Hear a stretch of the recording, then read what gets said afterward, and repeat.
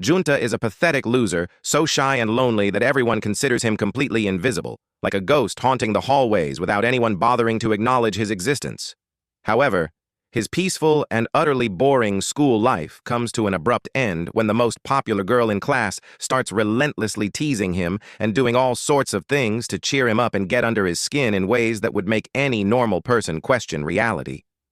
Everything begins with Junta passing by completely unnoticed by everyone in his class, his presence almost ethereal like air itself, while he sits alone researching how he'll survive as a background character in what appears to be the most generic slice-of-life anime ever created. Suddenly, the most popular girl in school enters the classroom and immediately notices what he's doing on his phone, which is honestly more attention than he's received in his entire pathetic existence. She immediately takes a photo of him without permission like some kind of paparazzi stalker, and although he begs desperately for her to delete it like his life depends on it, she refuses with a mischievous smile and decides to sit right next to him, because apparently personal space means absolutely nothing. Curious about just how invisible Junta actually is to other people, she decides to make him stand on his chair to see for herself in what can only be described as a social experiment that would definitely violate several ethical guidelines. At first, Junta refuses because he has at least some dignity left, but when she threatens to expose his browser history, which probably contains things that should never see the light of day, he decides to try standing up anyway, because blackmail is apparently very effective. Initially, the class doesn't notice him standing there like an idiot, but as 𝐂𝐸𝐴 continues pressuring him to remain standing on his chair like some kind of circus performer, their pocket-sized math teacher finally spots him and scolds him for acting like a complete moron in front of everyone. This single moment vaporizes all 10 aura points he had been carefully accumulating since birth, leaving him with negative charisma that would make even the most socially awkward person feel sorry for him. After that humiliating experience, 𝐂𝐸𝐴 laughs hysterically at his misfortune and tries to cheer up Junta by pointing out that he was actually noticed in class for once, but before she can tease him any further with her relentless mocking, her friends find her and she's forced to leave him alone with his shame and regret. The next day in class, 𝐂𝐸𝐴 appears visibly irritated with Junta for reasons he cannot possibly comprehend with his goldfish-level intelligence, so he offers her some of his milk to calm her down, like that's somehow going to fix whatever he did wrong. However, she tells him to remember what happened that morning, as if his brain wasn't already overloaded with embarrassing memories. Apparently, when Junta arrived at school earlier that morning before anyone else, 𝐂𝐸𝐴 was the only person who actually noticed his existence. But when she waved at him trying to be friendly, he completely ignored her because he thought she was waving at her friends behind him like the oblivious idiot he is. But although Junta remembers everything about this incident in excruciating detail, he still cannot comprehend why 𝐂𝐸𝐴 is upset with him because emotional intelligence is apparently not his strong suit. As a result of his stupidity, she decides to punish him by sitting on his legs, which sounds way more inappropriate than it actually is in context. About 5 seconds later, Junta starts trembling uncontrollably because he can't control himself around girls, which is honestly pathetic for someone his age. When he finally recovers from whatever just happened to his brain, 𝐂𝐸𝐴 laughs at his reaction and tells him to always respond whenever someone compliments him, so he agrees with her terms and she forgives him for being an absolute dunce. Because he's about as smart as a goldfish with severe brain damage, he still needs to ask what he did to make her angry in the first place, showing that he learned absolutely nothing from this experience. 𝐂𝐸𝐴 tries to answer by whispering something in his ear that we'll never know about. And this makes the sensitive loser flee immediately, so his day doesn't become long and hard in ways that definitely sound inappropriate. After class ends, 𝐂𝐸𝐴 notices Junta talking with the teacher privately, so she asks why he always asks a question after class like some kind of teacher's pet. Junta then tells her that he does this to ensure the teacher knows he actually attended class, because apparently just being present isn't enough when you're practically invisible. Hearing this revelation, 𝐂𝐸𝐴 realizes that Junta is never called on to answer questions because the teacher doesn't even notice he exists in the classroom. So during the next period, when the teacher asks a question to the class, she raises her hand enthusiastically and points directly at Junta so he can answer, throwing him completely under the bus without any warning. This makes Junta freeze completely, as the only thing running through his head is a giant error 404 message indicating his brain has crashed spectacularly. He then desperately begs 𝐂𝐸𝐴 to show him the answer because he has absolutely no idea what's happening, like a student who slept through the entire semester. After surviving that traumatic experience, he wonders why 𝐂𝐸𝐴 didn't just answer the question herself, since she clearly knew the answer all along. She then says it's because she wanted him to trust his seatmate for help, which sounds nice, but is actually just her way of torturing him for her own amusement.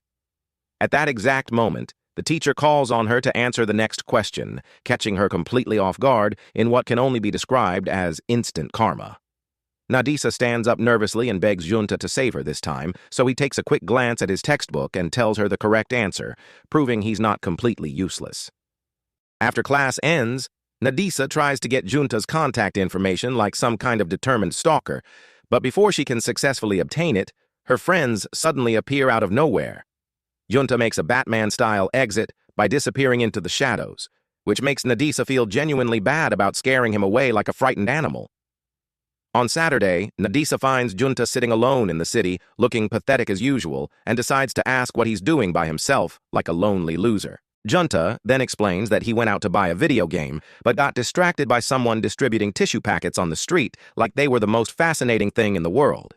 He stood in line to get one of those free tissue packets, but couldn't get any since nobody noticed he was even standing there waiting patiently.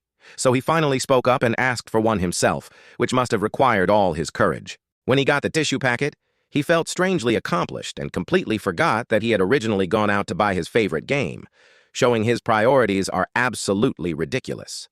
𝐂𝐨𝐴 laughs after hearing this pathetic story and decides to sneakily take a photo of 𝐵𝒐𝒊𝒆 without his permission because privacy is apparently optional. When she realizes that the camera didn't focus on his face properly because even technology can't detect him, she decides to take a selfie with him instead to capture his existence.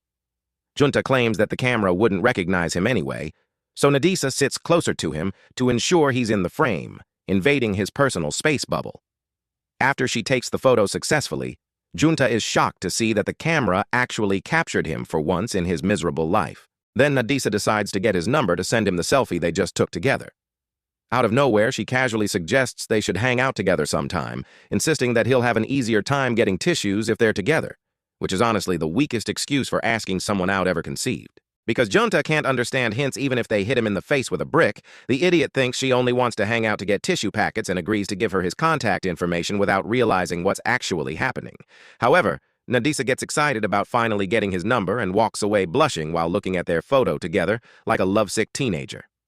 Later that night, 𝐂𝐨𝒴 sends the selfie from earlier and asks again if they can hang out together sometime, which is her second attempt at making her intentions clear.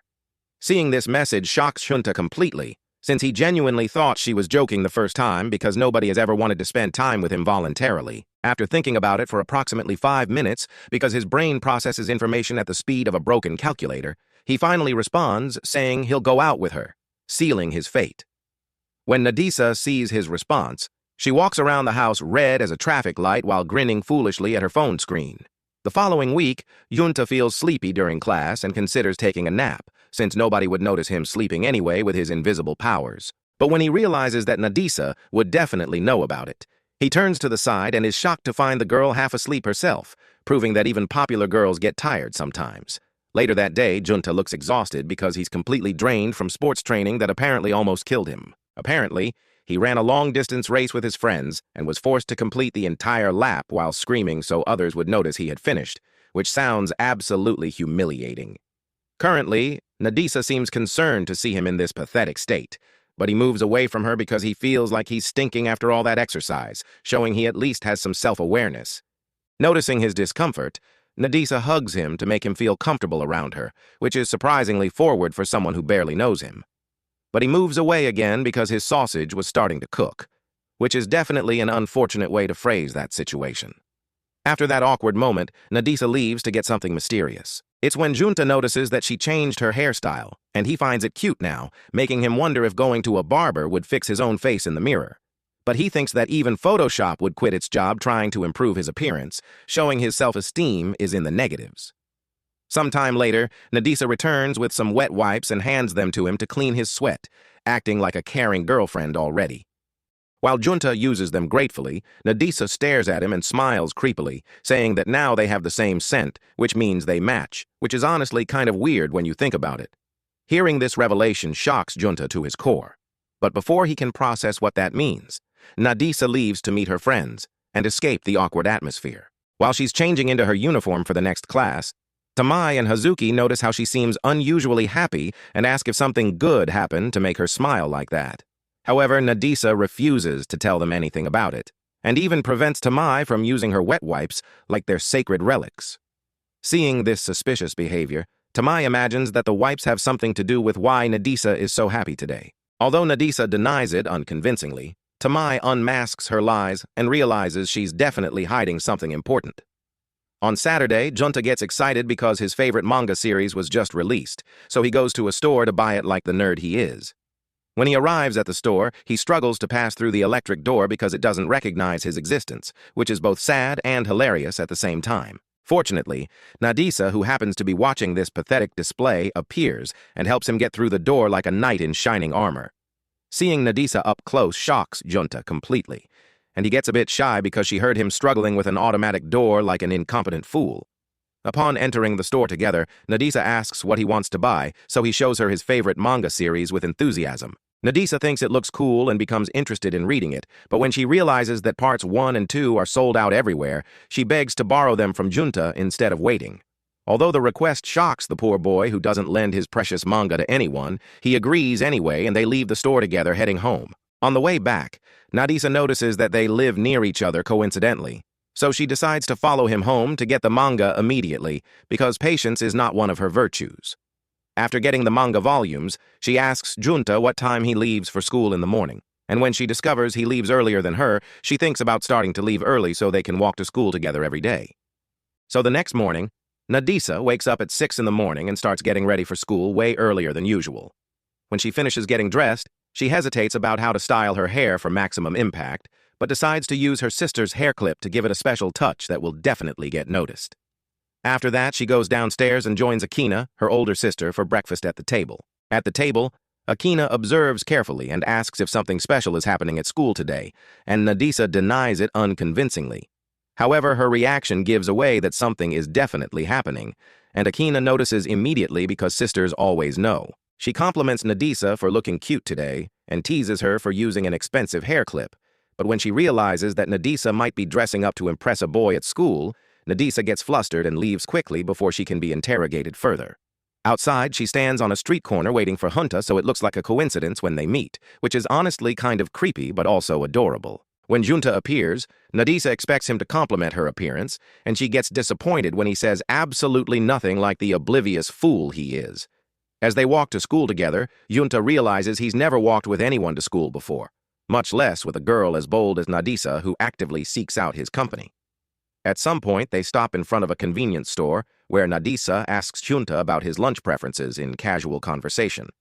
About 5 minutes into their conversation, 𝐂𝐴 and Hazuki appear to talk with 𝐂𝐨𝐴, and as expected, they don't notice 𝐂𝐴 standing right there beside her like a ghost.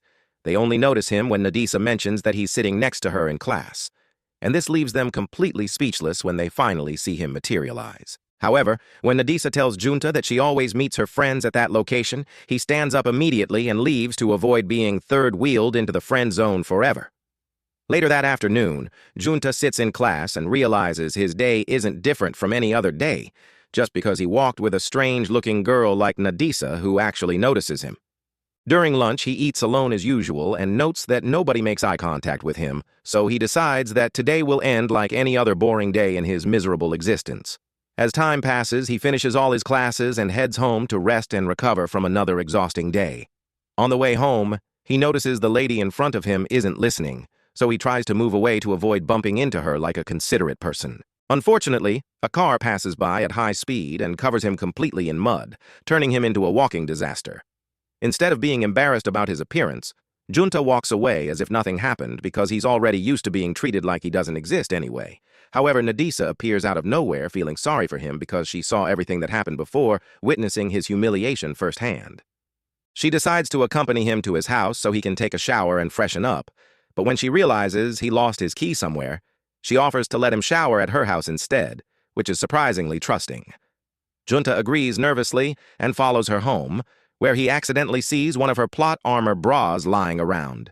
𝐂𝐨𝐴 rushes to cover it, and when she asks if he saw anything, he claims he didn't see anything at all like a gentleman. After that awkward moment, he goes to her bathroom and feels a bit uncomfortable since it's his first time there and everything smells like her. Meanwhile, 𝐂𝐨𝐴 grabs one of her hoodies for him to wear when he finishes showering because his clothes are completely ruined. Minutes later, he finishes showering, changes clothes, and thanks 𝐂𝐨𝐴 for her help because he's actually grateful. 𝐂𝐨𝐴 downplays it, hands him his washed uniform, and tells him to dry his hair since it's still wet and dripping. When he finishes drying his hair, 𝐂𝐨𝒏𝒄𝒊𝒆 walks him to the door and says goodbye. But as he leaves, she feels a bit sad because she wanted him to stay a little longer and hang out. The next morning, 𝐂𝐴 goes to school and is shocked to find 𝐂𝐿𝐴 on his way to class, which shouldn't be surprising since they live near each other. Seeing her makes him remember that he was 2 centimeters away from seeing her plot yesterday, but he recomposes himself quickly and returns the hoodie she lent him. After that, 𝐂𝐿𝐴 stands beside him and asks about his height curiously. When he mentions he's 1 meter 75 centimeters tall, 𝐂𝐿𝐴 realizes the extra 9 centimeters aren't part of his actual height, which is a brutal observation. She then steps on a step to show him the ideal height difference for a couple, but takes the opportunity to pat his head affectionately like he's a pet. Seeing this interaction, 𝐂𝐴 wonders what's up with her lately. But he notices she has some loose hairs when she tells him to grow 3 more centimeters taller. A few weeks later, 𝐂𝐴 takes the final exam of the semester and breezes through all the questions so he can turn it in on time without any problems. As he prepares to leave the classroom, 𝐂𝐿𝐴 notices his hurry and asks what's happening with him today. He then says he has plans for the day that can't be postponed. Later that day, an elderly lady sees a young boy playing alone in the snow and assumes he's by himself without supervision. She approaches him to ask about his mother, only to realize that 𝐂𝐴 was standing there the entire time like an invisible guardian. When 𝐂𝐴 tells her he's 𝐂𝐴's older brother, the woman feels terrible and apologizes for not having noticed him at all, but 𝐂𝐴 downplays it and thanks her for caring about his little brother. As she leaves, 𝐂𝐴 continues playing in the snow happily until 𝐂𝐿𝐴 appears and starts teasing 𝐂𝐴 about his family. She's surprised to learn that 𝐂𝐴 has a younger brother and notices they don't look alike at all, which is a fair observation. 𝐂𝐴 says it's because 𝐂𝐴 looks like their mother, while he himself looks like their father, explaining the genetic lottery results. He then introduces 𝐂𝐴 to 𝐂𝐿𝐴, and since 𝐂𝐴 already likes her immediately, he asks for her hot chocolate drink.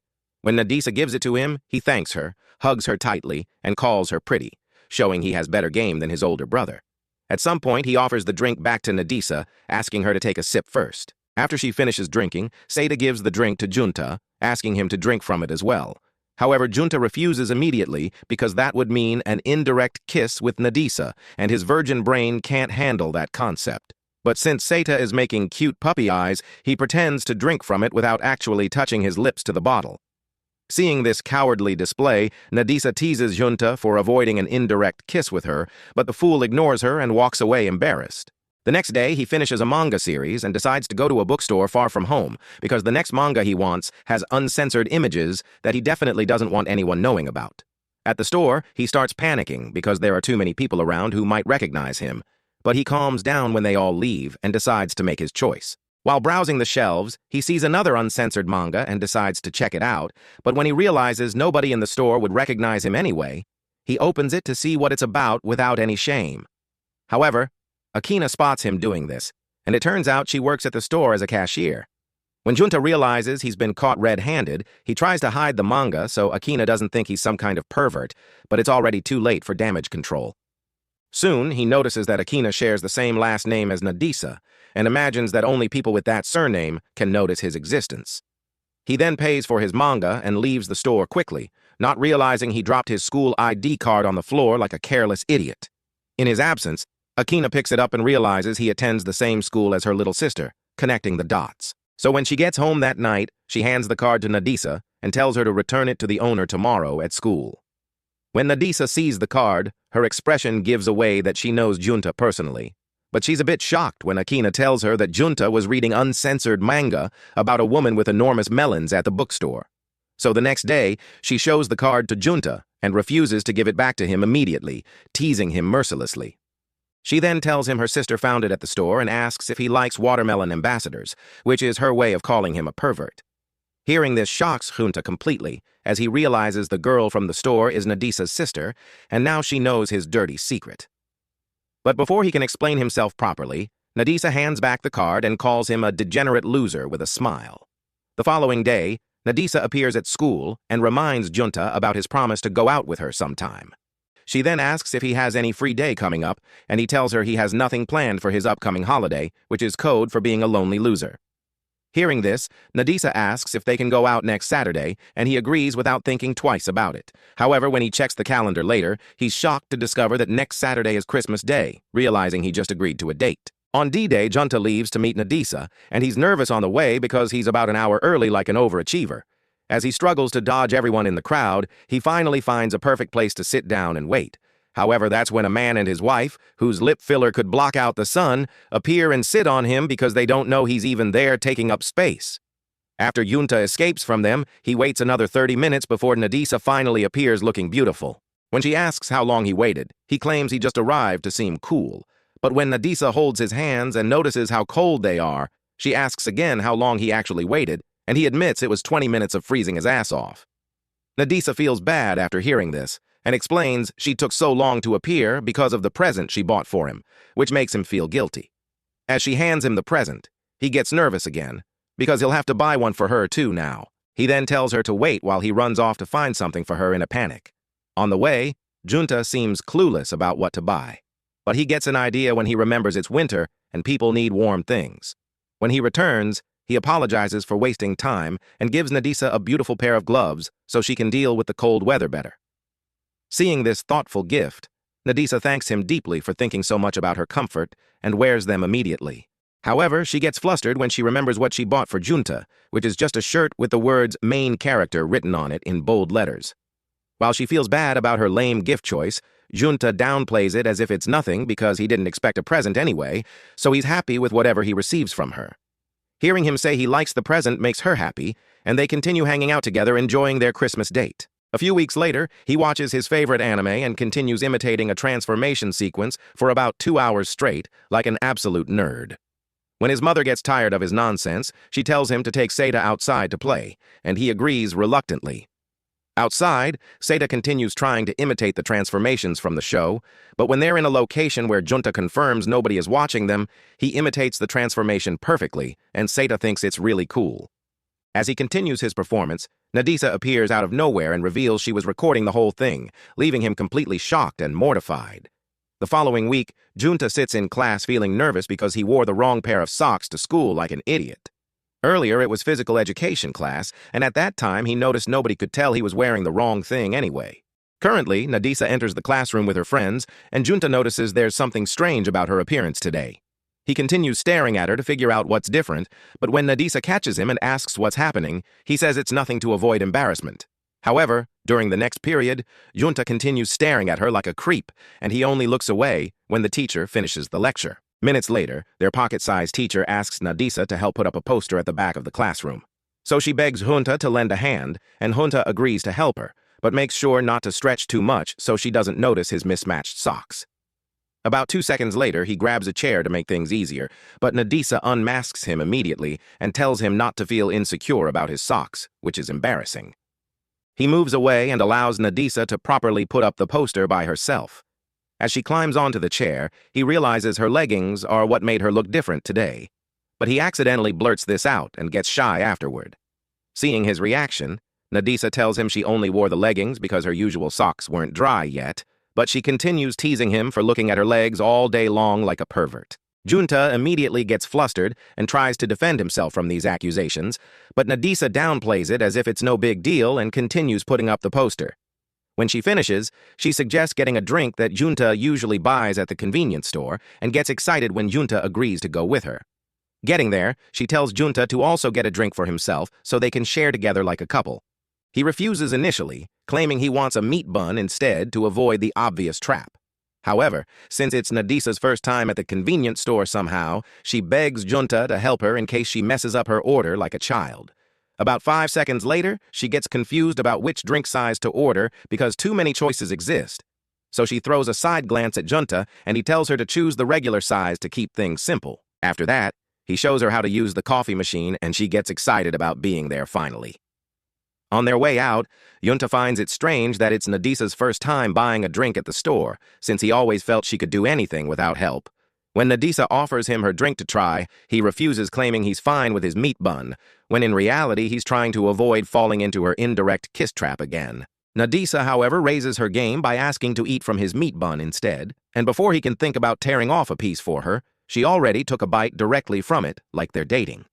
𝐂𝐿𝐴 smiles, seeing the shock on his face, and walks away, excited about getting what she wanted from him. Unfortunately, right when Junta is about to savor the bun, a lady bumps into him hard, and the precious food ends up falling on the ground in a tragedy. As time passes, Valentine's Day arrives at school, and many couples in the school start acting very affectionate and confessing their deepest feelings to each other in public displays.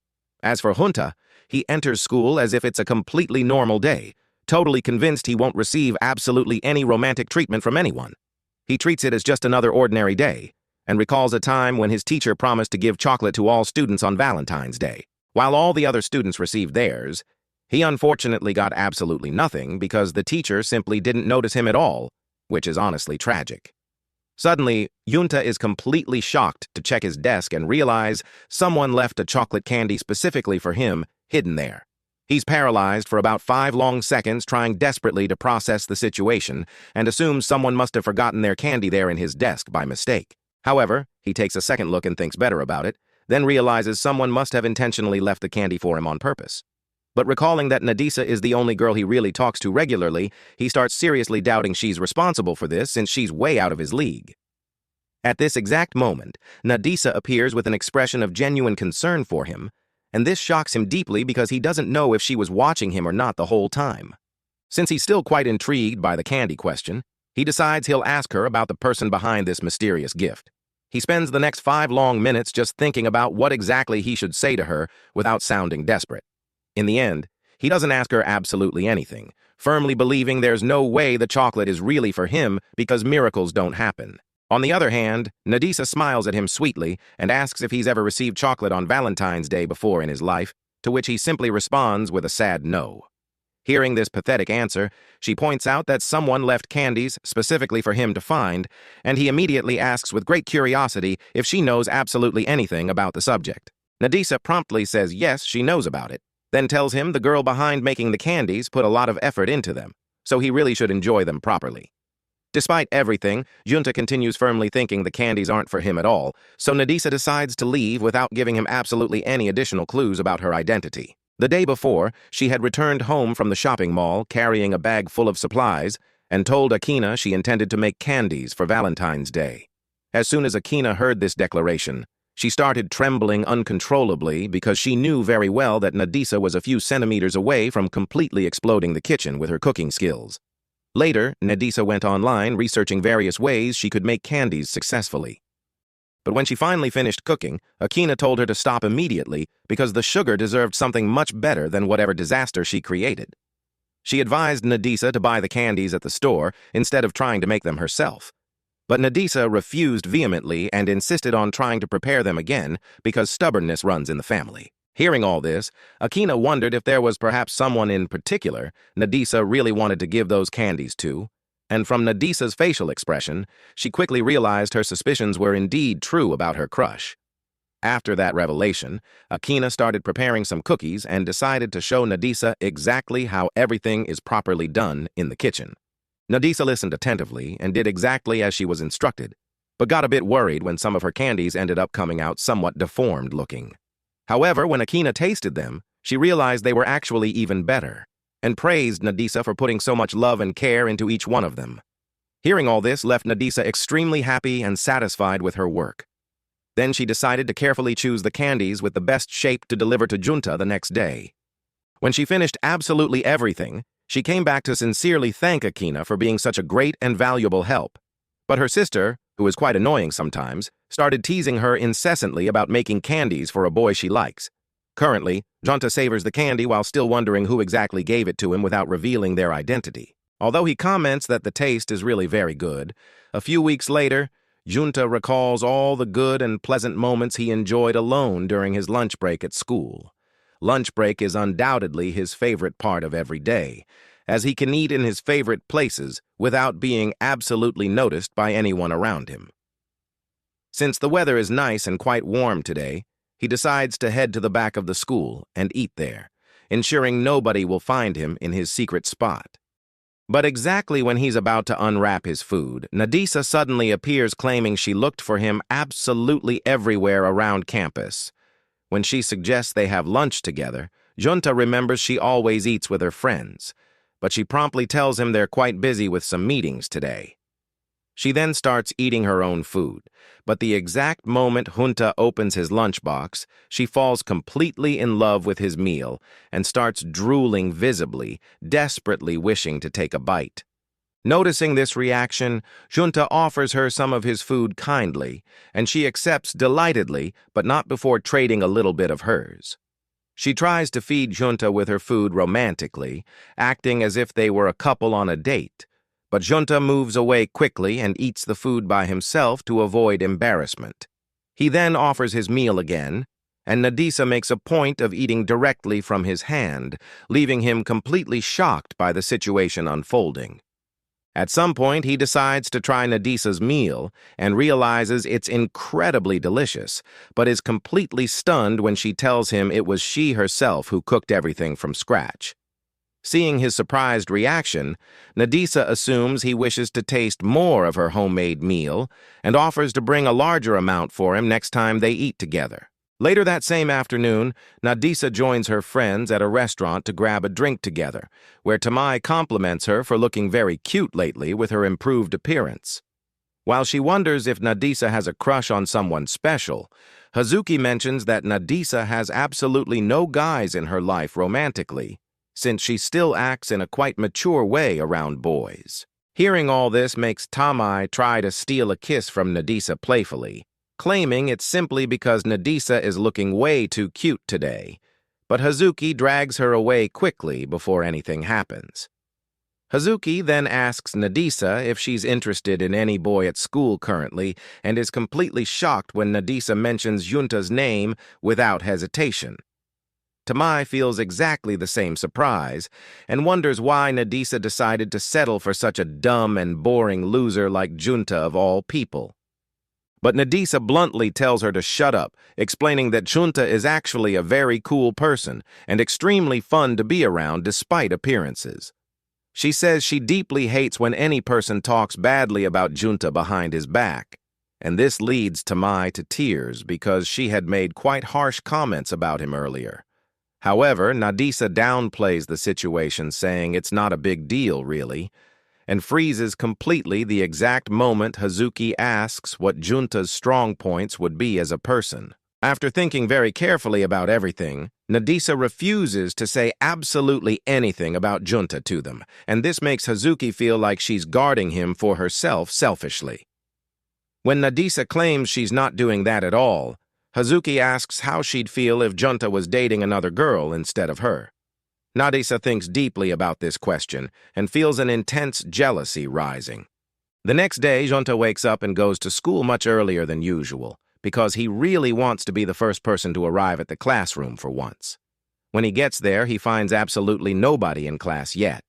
But exactly when he's about to brag about this achievement, he hears 𝐂𝐿𝒆's voice and is completely shocked and surprised she's already there. When he points out she's not the type of person who shows up early to anything, she refuses flatly to tell him her reasons for coming so early today, so he simply heads to his seat without pushing.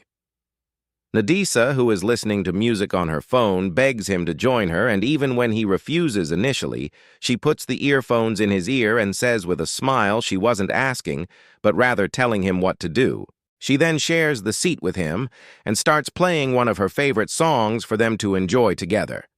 When the song finishes playing, Junta thanks her for letting him listen and tries to take off the earphones, but 𝐂𝐿𝒆 insists they're not done yet, because she's very interested in hearing one more song. As Junta connects the earphones again, 𝐂𝐿𝒆 tells him to play any song whatsoever, so she can know the type of music he really likes listening to. Hearing this shocks Junta deeply, especially because he has absolutely no good music on his phone worth sharing, and the type of songs he likes are mostly from animes and video games, which is embarrassing. He thinks 𝐂𝐿𝒆 won't like absolutely any of those songs at all, but 𝐂𝐿𝒆 interrupts him promptly and tells him there's only one single way to find that out for certain. Understanding exactly what she means, Junta connects the earphones and plays a song from his favorite manga series, which happens to be the same one he lent to 𝐂𝐿𝒆 a few months ago, coincidentally. While listening to the music, 𝐂𝐿𝒆 tells him she really enjoyed the manga very much. And this leaves him so incredibly excited that he starts geeking out to her non-stop about how the manga is being adapted into a new anime series coming soon. Later that same night, Nadisa stays home completely focused on the anime Junta had mentioned earlier in their conversation. In the middle of the viewing session, Akina appears asking why Nadisa is so totally engrossed in that particular anime show, but the girl claims her friends were talking about it at school recently. Realizing Nadisa isn't the type of person who watches anime like that normally, Akina concludes she's lying through her teeth. But Nadisa simply ignores the observation and smiles while drinking a beer quickly like an adult.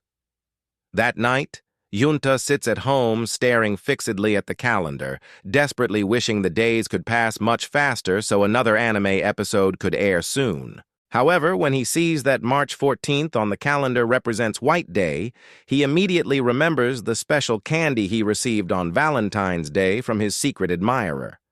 So the next day, he leaves home to buy a special present for the mysterious girl who was behind his Valentine's chocolates earlier.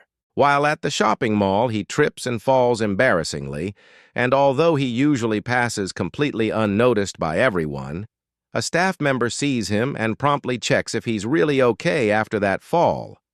While recovering from the tumble, Junta notices the lady is holding a candy package, and he immediately decides to buy it as his White Day gift. However, when he arrives at school the next day, he starts wondering exactly how to deliver the candies to his mysterious girl crush. He decides to ask Nadisa to meet him privately so they can have a serious conversation about this dilemma. Hearing this request, Nadisa agrees promptly and follows him to a more isolated area, asking what exactly is happening with him today. But as soon as she realizes the subject is about the mysterious girl who gave him the gift, she smiles discreetly and acts as if she's not the person he's looking for at all. When Junta tells her he doesn't know who gave him the Valentine's gift, she's completely shocked because she thought he would have figured out the truth by now. But realizing Junta bought the present because he really liked the one he received on Valentine's Day, she smiles warmly and tells him there was absolutely no need for them to talk privately about this. She adds that it made her feel like he wanted to ask her out on a date, but as soon as Junta hears this suggestion, his brain seems to completely fry, and he starts stuttering uncontrollably while desperately trying to defend himself. He only calms down when Nadisa tells him she's just joking around with him, and adds that instead she'll deliver the present to the mysterious girl herself on his behalf. However, Junta still can't realize she's actually the mysterious girl in question, even when she subtly hints she really likes sweets a lot, and when he notices she's in an excellent mood for some reason. Before she walks away, Junta asks, with great curiosity, begging her to tell him who the mysterious girl is, but she refuses to answer his question. She asks him if he'd be happy receiving a Valentine's gift coming from her instead of the mystery person. When Junta admits that yes, he'd like that very much actually, Nadisa laughs and starts walking back to the classroom, telling him to figure out who the mysterious girl is by himself without her help. The following week, Hazuki shows up in the classroom, looking specifically for Junta, and even though he's right in front of her face, she simply doesn't notice his presence at all. She asks Nadisa desperately, begging her to help find Junta somewhere, but Nadisa lies saying she hasn't seen him during the entire day either. When Nadisa runs out of the classroom to search for Junta frantically, he, who had assumed Nadisa could always see him clearly, is completely confused by this strange situation unfolding. He replays the whole situation in his mind carefully and realizes Nadisa must have actually seen him, but is lying for some unknown reason. Catching him completely off guard, Nadisa teases his messy bedhead hair and explains she lied to save him from the great embarrassment of people noticing him with that terrible hair of his. Nadisa reminds him he was a member of the environmental committee last year, and he's surprised she even noticed that detail. The reason for her deduction is that students never saw weeds in the garden anywhere, even though nobody seemed to be taking care of them properly. Junta notes. He didn't mind being a committee member back then, since his efforts were actually being noticed by someone for once. The teacher then asks who will be a committee member again this year, but nobody raises their hands to volunteer. 𝐂𝐨𝐧𝐭𝐚𝐭𝐨 then shocks everyone by choosing the role herself, and she also tells the teacher that 𝐵𝒐𝒄𝒊𝒆 is interested in joining as well, without asking him first. As soon as the short old man hears this, he praises 𝐵𝒐𝒊𝒆 for his efforts from the previous year warmly. Then he writes down both their names as members of the environmental committee for this semester. 𝐂𝐨𝐴 smiles at him knowingly, realizing they'll have extracurricular activities together regularly now. 𝐵𝒐𝒊𝒆 wonders why she wants to be on the committee when she wasn't even excited about it initially, but the real reason is she used to watch him work diligently on it before. Currently, she asks him to show her all his secrets and details about committee work enthusiastically. After the first period ends, some guys brag about being on the same committee with the hot girls from class, like it's a big achievement. One talks about how environmental duty doesn't match 𝐂𝐨𝐴's personality at all since she's too popular. The others believe her new committee partner followed her because he wanted to score some points with her romantically. 𝐵𝒐𝒊𝒆 isn't surprised by these rumors spreading, since the only way he gets noticed is through 𝐂𝐨𝐴's presence anyway. 𝐂𝐨𝐴, on the other hand, apologizes to him because it was she who volunteered him without permission first. Among the boys, 𝐂𝐶𝐵 manifests himself, firmly denying their claims by saying 𝐵𝒐𝒊𝒆 was on the environmental committee last year already, so that might be why he chose it again this time. 𝐂𝐶𝐵's friends find it strange that anyone would choose such a boring committee voluntarily. Still, 𝐂𝐶𝐵 defends 𝐵𝒐𝒊𝒆's choice even though they barely know each other. They remember he was also on the same committee last year coincidentally. 𝐵𝒐𝒊𝒆 is stunned to learn another person actually remembers his existence from before. 𝐂𝐨𝐴 teases him and discovers he'd never actually spoken with 𝐂𝐶𝐵 before this moment. As she leaves for the next class, 𝐵𝒐𝒊𝒆 tries to remember where he first met 𝐂𝐶𝐵 originally, but draws a blank. When he arrives at the laboratory, he realizes 𝐂𝐨𝐴 and 𝐂𝐶𝐵 are both in his group for the project. While they write notes, 𝐂𝐶𝐵 makes a mistake, but then discovers he doesn't have his eraser with him. So 𝐵𝒐𝒊𝒆, the boy with zero social interaction skills, thinks very hard about lending it to him like it's a major decision. He looks over at 𝐂𝐨𝐴 and sees her smiling maliciously at the situation unfolding. 𝐂𝐨𝐴 then sets the stage perfectly by rummaging through 𝐵𝒐𝒊𝒆's bag and exclaiming loudly that he has many erasers available. 𝐵𝒐𝒊𝒆 plays along with her act, and 𝐂𝐶𝐵 eventually asks to borrow one gratefully. He then says he's wanted to talk with 𝐵𝒐𝒊𝒆 for a while now, so he asks about his secret to successful gardening. Back then, 𝐂𝐶𝐵 looked for 𝐵𝒐𝒊𝒆 throughout the entire school for a year straight, but couldn't find him anywhere because of his invisibility. After class ends, 𝐵𝒐𝒊𝒆 smiles genuinely and thanks 𝐂𝐨𝐴 for all her help so far sincerely. He tells her it was the first time he enjoyed a conversation with another person besides her, which is honestly sad. The statement catches her by surprise emotionally, so she runs off to calm herself down privately. Later after school ends, as 𝐵𝒐𝒊𝒆 heads home alone, he sees a vending machine and spots a water bottle that he almost missed while evaluating all the other options available. He compares himself to that neglected water bottle, calling himself a background character nobody wants. While trying to buy a different drink, 𝐂𝐨𝐴 startles him suddenly, and he ends up accidentally buying the water bottle he didn't want at all. So 𝐂𝐨𝐴 apologizes to him for startling him like that. 𝐵𝒐𝒊𝒆 then points to the drink he actually wanted to get originally, but simply heads home with 𝐂𝐨𝐴 instead of complaining. She turns happily to him and asks which flavor his life will have moving forward.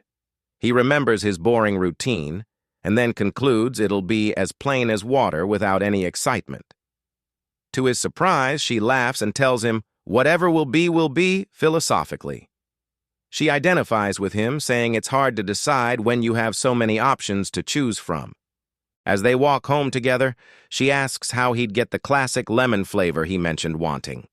He concludes it would take a completely different life than the one he's currently living right now. She then asks if he feels he needs a fulfilling youth experience, but he tells her he has no friends to share it with. When she hears this, she asks if he wouldn't consider her one already. Only then does he discover she's always considered him her friend this entire time. From that moment forward, he finally realizes he's actually her friend for real now. The next day at school, 𝐂𝐨𝒏𝒄𝒊𝒆 makes Junta participate in a staring contest with her for no particular reason.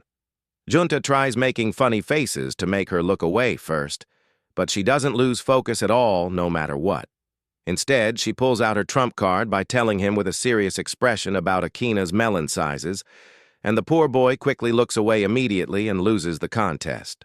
As punishment for losing badly, 𝐂𝐨𝒏𝒄𝒊𝒆 tells him to greet her with a good morning the next day, and he agrees to her terms reluctantly because he has no choice. The next day, 𝐂𝐨𝒏𝒄𝒊𝒆 shows up at school and reminds Junta about his punishment from yesterday. At one point, while looking through the window, a student cleans the chalkboard eraser without realizing Junta is standing there, so he receives a complete makeover of chalk dust covering his entire body. He goes to clean himself up and wonders if there's any point to this, since nobody notices him anyway regardless. 𝐂𝐨𝒏𝒄𝒊𝒆 appears out of nowhere after hearing about his ordeal and decides to help him clean up properly. She tells him his hair is thicker than she thought it would be, but not as thick as her melons, obviously. Then she turns around and tells him to touch her hair curiously. At first he hesitates nervously, but he gathers his courage finally and holds it gently, confirming it's lighter and softer than his own hair. She then asks what type of hairstyles he likes on girls in general. She lists several options, and he nods yes to all of them enthusiastically, since he feels they'd all look good on her beautiful face. Finally, she asks him to choose just one favorite, and he opts for a ponytail style. As soon as he exits the bathroom, 𝐂𝐨𝒏𝒄𝒊𝒆 holds her hair up and thinks about tying it in a ponytail the next day to please him. Junta goes to the bathroom himself and admits to himself that 𝐂𝐨𝒏𝒄𝒊𝒆's hair was incredibly silky to touch. In class, as the teacher wraps up the day's lesson, he reminds them to bring their sports uniforms the next day for physical education. Junta leaves his seat and notices he's grown a bit taller recently, which makes him happy. 𝐂𝐨𝒏𝒄𝒊𝒆 approaches him and says the same thing, which shocks him that she noticed too. She then asks if she also grew taller, and his eyes immediately drift to her melons before he looks away quickly. She suggests they measure their heights near the staircase to confirm the growth.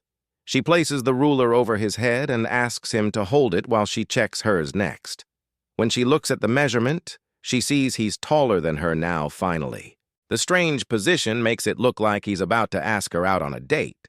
So he tries to flee the scene, but she grabs him tightly, knowing very well he's about to escape from embarrassment. She finally lets him go, and he dashes away faster than one of his swimmers could ever dream. When he gets outside, he realizes he's still holding 𝐂𝐨𝒏𝒄𝒊𝒆's ruler by mistake, so he decides to return it to her the next day at school. Meanwhile, 𝐂𝐨𝒏𝒄𝒊𝒆 stays near the staircase hugging her bag tightly because she didn't expect them to be so physically close to each other like that. Early the next morning, 𝐂𝐨𝒏𝒄𝒊𝒆 sits on a bench waiting, and to her surprise, Junta appears right beside her unexpectedly. He greets her with a good morning exactly as he promised yesterday, keeping his word. She stands up to greet him back warmly, and he hands her the ruler he borrowed. She thanks him, and he leaves before her friends show up and make things awkward. She watches him leave while smiling like she's completely in love with him already. Later at school, they change into their athletic wear for physical education class. Junta realizes his sports uniform finally fits him perfectly after growing taller. 𝐂𝐨𝒏𝒄𝒊𝒆 appears and sees him hiding like a girl, so she asks what's happening with him today. He refuses to tell her at first, so she guesses accurately it's about his perfectly fitted athletic wear finally. She then asks him to hand over his jacket, since he ran away halfway while they were checking their heights together yesterday. 𝐂𝐨𝒏𝒄𝒊𝒆 then leans forward seductively and promises to give him a special reward if he hands over the jacket to her. His brain completely freezes at this suggestion, and he accepts her request without thinking. She puts it on and looks like a model straight out of a fashion show. Soon after, she runs out of the classroom to do her physical tests, and Junta follows her outside. The girls do their tests, and while 𝐂𝐨𝐴 complains about not being blessed vertically with height, 𝐂𝐨𝐴 wishes her melons had more weight to them for balance. Her friends then notice the jacket isn't her size at all, so they ask who owns it curiously. 𝐂𝐨𝐴 responds she borrowed it from her sister to cover up the truth. 𝐂𝐨𝐴 believes the lie easily, since she knows 𝐂𝐨𝐴 is much taller than 𝐂𝐨𝐴 anyway.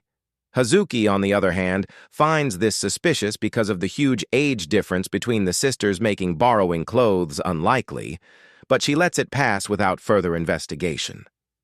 𝐂𝐨𝐴 then spots one of her female classmates telling another she's wearing her boyfriend's jacket proudly. 𝐂𝐨𝐴 smells her own jacket deeply and wishes that were the case for her and Junta. On a weekend, 𝐂𝐨𝐴 wakes up and sees 𝐂𝐨𝐴 reading a fashion magazine intently, so she teases her about it playfully. Later that morning, Junta hides behind a post, and 𝐂𝐨𝐴 spots him immediately.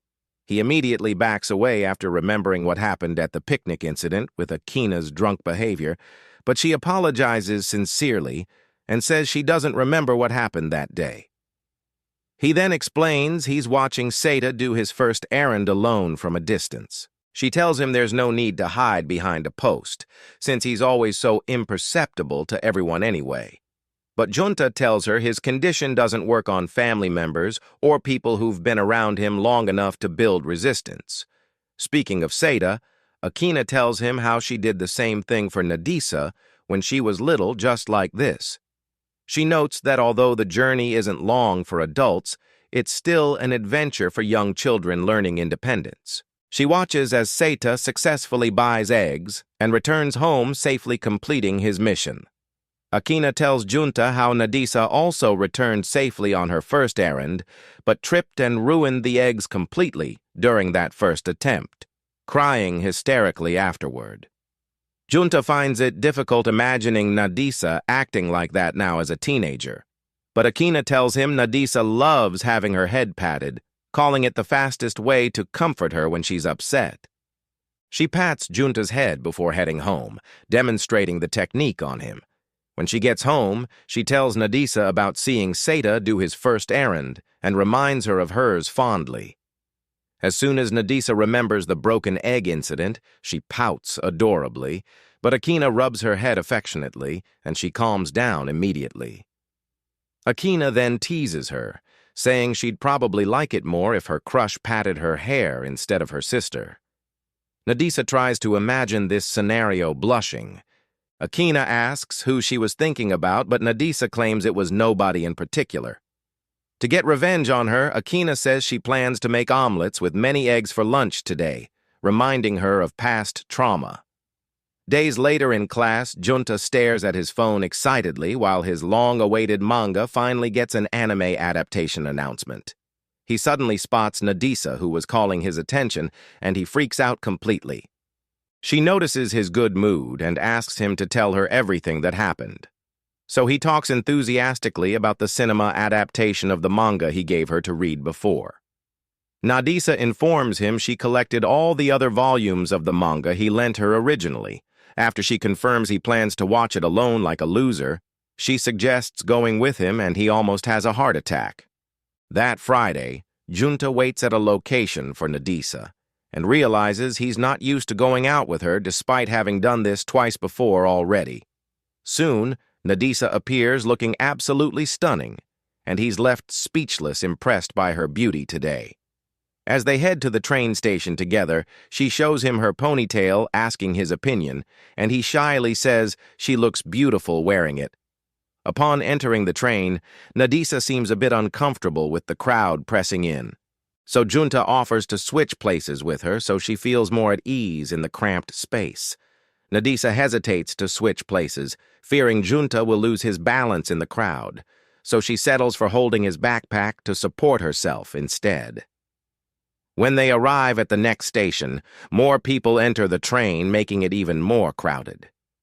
Junta is pushed against 𝐂𝐨𝐴 unavoidably, but he strains himself to the maximum not to sink into her breasts accidentally. As he holds on desperately, he apologizes for the discomfort he's causing her. But 𝐂𝐨𝐴 remains silent, noticing he's making a huge effort not to touch her inappropriately despite the circumstances. She then sees many people pushing him aggressively and notes it must be quite painful for him. He explains it's because people don't notice him easily and claims he's fine with the pain when he's actually at his limit. A few minutes later, they exit the subway and head toward the cinema finally. On the way there, a group of guys spots 𝐂𝐨𝒏𝒄𝒊𝒆 and tries to flirt with her openly, but they don't notice Junta at all, standing right beside her. When his figure finally appears in their field of vision somehow, they freak out completely and conclude he must be 𝐂𝐨𝒏𝒄𝒊𝒆's boyfriend protecting her. He almost ruins the chance of looking cool by disagreeing with them, but 𝐂𝐂𝒏𝒄𝒊𝒆 clings to him tightly and confirms the guy's guess, leaving them shocked by this revelation. As they leave, they start cheering for Junta to have a good relationship with 𝐂𝐂𝒏𝒄𝒊𝒆, leaving the background character in total shock at being acknowledged. A few minutes later, 𝐂𝐂𝒏𝒄𝒊𝒆 thanks Junta for protecting her from those guys and admits she's been feeling scared since the train ride. When they arrive at the cinema, Junta realizes the place is packed completely and starts regretting not making a reservation earlier. He apologizes to 𝐂𝐂𝒏𝒄𝒊𝒆 for being so careless with planning, but she reassures him, saying it's not a big deal at all, really. Soon after, Junta notices the next showing starts at 4 in the afternoon and thinks he could sit beside 𝐂𝐂𝒏𝒄𝒊𝒆 for that screening. But when he starts getting skeptical about going out with 𝐂𝐂𝒏𝒄𝒊𝒆 until late at night, he asks what she'd like to do instead. She tells him to keep the 4 o'clock session they discussed. Hearing this, Junta tells her watching a movie at that hour will make them stay out late into the evening. But 𝐂𝐂𝒏𝒄𝒊𝒆 counters, saying that means they'll spend more time together, and she can barely wait for Junta to walk her home when it's all finished. To his surprise, he says he already planned to walk her home anyway, but starts trembling nervously because her expression makes him think he said something strange or inappropriate. However, 𝐂𝐂𝒏𝒄𝒊𝒆 thanks him for everything sincerely and asks to go somewhere until the movie starts killing time. So Junta reserves the seats and decides on the nearest cafeteria. There, they encounter an eccentric-looking couple acting very affectionately while sharing a single drink together. Noticing them, 𝐂𝐂𝒏𝒄𝒊𝒆 jokes about sharing a drink with Junta so she can also act cute with him like that couple. Shocked by this suggestion, Junta refuses to order the drink immediately, and then 𝐂𝐂𝒏𝒆 teases him because the waitress accidentally ignored him when serving water as usual. Junta tells her he's already used to being ignored by service staff, and while looking at the menu decides to stick with coffee. Seeing this, 𝐂𝐂𝒏𝒆, who's never tried coffee before, decides to order coffee as well to match him. She comments her sister drinks it a lot and complained it ruins her sleep cycle badly. So Junta suggests she stick with orange juice instead to avoid the negative side effects of caffeine. This changes 𝐂𝐂𝒏𝒆's mood instantly, as she wants whatever Junta is having, which is coffee, obviously. A few minutes later, the waitress serves their coffee orders. So Junta asks if she'll want hers with sugar added, but she chooses to drink it black without cream, exactly like he does to impress him. When she tries it, the bitter taste hits her like lightning striking, so she tastes his drink to verify it's not just hers that's terrible. To her surprise, the same bitter flavor attacks her taste buds, so she puts it down and wonders how adults can possibly drink this disgusting beverage. Confused, he asks why she didn't want sugar in the first place. She says she wanted what he was drinking to feel closer. Because of this reason, he goes to get cream and sugar for both of them since even he can't handle it. They try it with cream added, and 𝐂𝐂𝒏𝒄𝒊𝒆 loves it now, while he tries to disguise his disgust at the sweeter taste. She thanks him for being so thoughtful and attentive to her needs, and promises to go easy on the caffeine intake. Moments later, they go shopping and almost lose track of time completely, but they arrive just minutes before the movie starts, fortunately. At the cinema, 𝐂𝐂𝒏𝒆 watches not just the movie itself, but also Junta's reactions to it closely. After the movie ends, she comments how she saw more of his facial expressions compared to his usual expressionless demeanor during daily life. He then tells her people rarely initiate conversations with him at all, so it would be strange for them to see him expressing himself openly. 𝐂𝐂𝒏𝒆 tells him to just be himself around her without holding back, but he responds it won't be easy to change overnight. They catch the train home and he accompanies her to her residence as promised. There, she thanks him and says she had a great time and would like to go out again soon. She raises her pinky finger and Junta seals it with his own in a promise. As he heads home, he remembers how she said his facial expressions are very easy for her to read clearly. He blushes intensely and wonders what kind of face he made when he made that pinky promise with her earlier. Junta returns to school, and while interacting with 𝒏𝒖𝒏𝒄𝒊𝒆 regularly, he's seen smiling more frequently now than before. After school ends, she asks if he likes horoscopes at all, but he says no, not really his thing. She then tells him she's totally immersed in that stuff recently and would like to tell him about last night's reading. She asks some questions, but his answers don't convince her logic.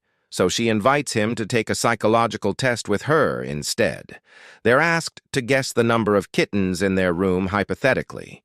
Junta chooses 2 kittens, while 𝒏𝒖𝒏𝒄𝒊𝒆 chooses many kittens, saying the more the better, obviously. They check the answers and see it's the number of children they want to have someday. 𝒏𝒖𝒏𝒄𝒊𝒆 immediately backtracks, saying the answers can vary depending on who responds, trying to downplay it. She rushes out of the room embarrassed. When she gets outside, she blushes intensely, realizing how embarrassing that test result was for both of them. Later that night, she sees 𝒂𝐚𝐭𝐭𝐨 preparing coffee and asks for some. But 𝒂𝐚𝐭𝐨 refuses, saying she's too young for caffeine. She disagrees with 𝒂𝐚𝐭𝐨 and informs her she drank an entire cup already with someone special. 𝒂𝐚𝐭𝐨 looks intrigued and finds it surprising her little sister is acting like an adult now. She connects the dots and realizes it must have been the day 𝒏𝒖𝒏𝒄𝒊𝒆 dressed up better and wore a ponytail specially. The feeling of happiness seeing her little sister growing up hits 𝒂𝐚𝐭𝐨 emotionally. She tells 𝒏𝒖𝒏𝒄𝒊𝒆 how this makes her feel somewhat lonely watching her mature. 𝒂𝐚𝐭𝐨 reminds 𝒏𝒖𝒏𝒄𝒊𝒆 how she used to imitate everything she did and listen to everything she said when younger.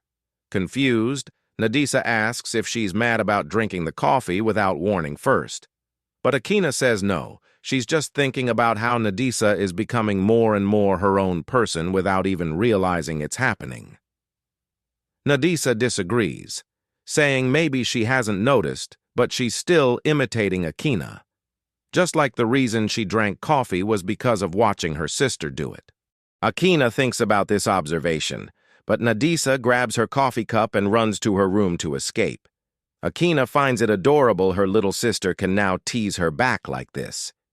She feels a bit sad because she'll eventually hand 𝒏𝒖𝒏𝒄𝒊𝒆 over to another person in the future. Days later on Junta's birthday, during studying, he wonders if he's worthy enough to be celebrated at all. Suddenly, his stomach roars so loud the entire class hears it embarrassingly. His seat neighbor 𝒏𝒖𝒏𝒄𝒊𝒆 smiles at him and hands him a snack. He thanks her gratefully, but then sees a happy birthday note written on it. He looks at her, and she wishes him happy birthday warmly. He then wonders how she knew his birthday at all. She said she saw it on his school ID card when examining it before. She then hands him another chocolate bar after seeing he didn't open the first one yet. He reads a note telling him to look under his desk, and when he does, he sees another present stored there carefully. With her permission, he opens it and sees a small plush toy that she says looks like him adorably.